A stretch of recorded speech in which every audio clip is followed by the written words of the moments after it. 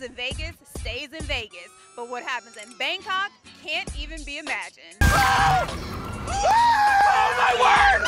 What is going on? The first time around, The Hangover grossed over $460 million worldwide. Now the Wolf Pack is back together for The Hangover Part 2, and all the stars came out for the Hollywood premiere.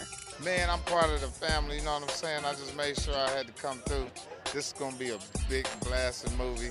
Hangover, one of the best movies of our times right now on the comedy side. We came out just to support Hangover. I like the movie, and when they put Tyson in the first movie, I was kind of excited about that. Somebody gave Tyson a second chance, you know, at being likable, so I'm coming out to support. It's a funny movie.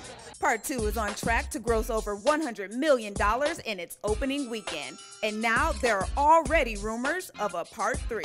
I'd be in it for a heartbeat. Anything Todd Phillips wants to do. Part 3 spinoff, Chow was there. The Hangover Part 2 is in theaters now. For HipHollywood.com, I'm Vanessa Barnett.